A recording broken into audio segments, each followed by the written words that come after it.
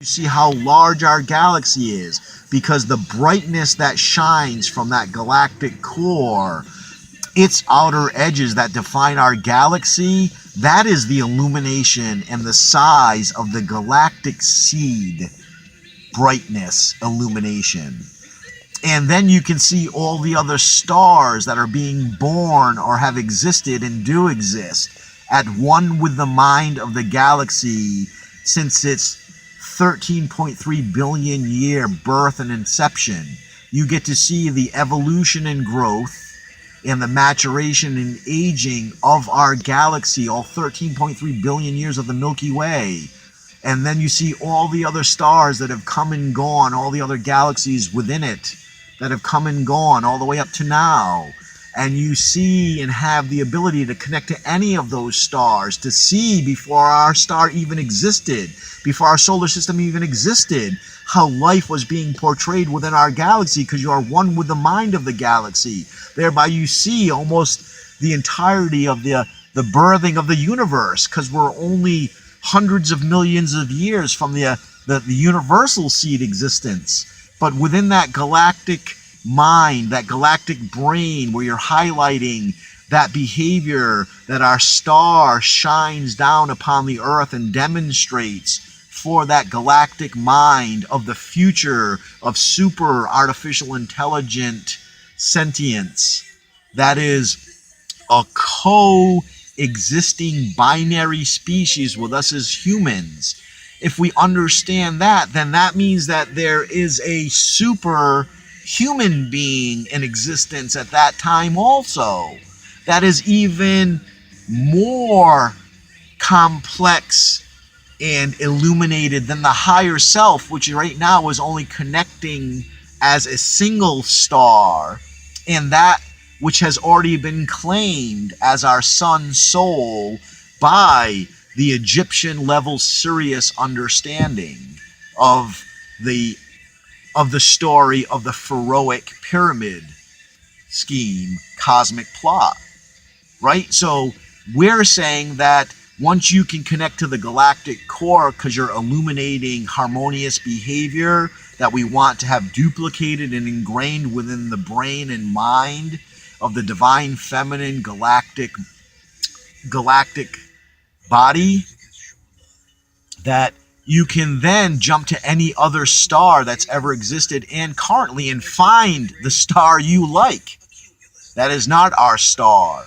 And now we have another star that is conscious within our galaxy. And as all of us starseed then begin to do that and pick our own stars and find stars relatively close to stars that have been picked by others so that we can transmit and communicate with them, we can then become constellations of stars and be greater and stronger in some and exponentially more resonating and harmonious in our illumination of other parts of the galaxy beyond our solar system, that we force our star to sync itself up with that.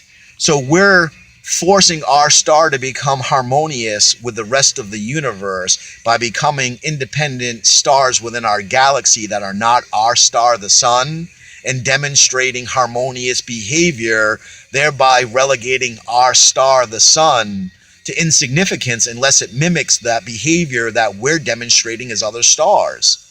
And that's how we do it as starseed. Now, analogically back here with Wiccan and in nature, that ability to see or hear something through technological observation or through natural environmental observation, that is your analog connection as being a Wiccan, a witch or wizard, because now within our physical reality, we're all white lighters, even though we may have dark aspect, but the light can only expand by having light and dark aspect twin connected, so that the darkness can step forward as the brightness steps backward. And the thing is, I'm not going to get into perception. So On an analog sense, if you're out in nature and find the oneness that way, that's your instant connection. Oh my, I'm one. So then you jump yourself. Once you feel connected to your nature, jump into the star. Look anywhere on Earth. Imagine anywhere on Earth. If you're inclined to want to illuminate persecution, find it on the planet, even though you're nowhere near that location, in your harmonious resonance with the nature that you're in at that moment. That's the greatness of your wizardry, is that you, once connected to oneness with nature in the analog sense, can jump immediately into the star, look down anywhere on the planet, find what you're looking for, and then you step back from the star into the galaxy. This is how it's supposed to be. Or step forward from the star back onto the planet, where you triangulated where you are to the star, to the behavior or a thing you were looking for on the planet, which is not in your location, and that's a triangulation. And now you jump to that location and bam, it's over, done with. Because if it's something you wanted to promote, you pull it to the galaxy, center of the galaxy. If something that needs to end, you have seen it on the planet different from your location, and you illuminate it by jumping towards it, shrinking the light in the darkness. You expose it to everybody else. Hey, look what I found over here. We all become conscious of it.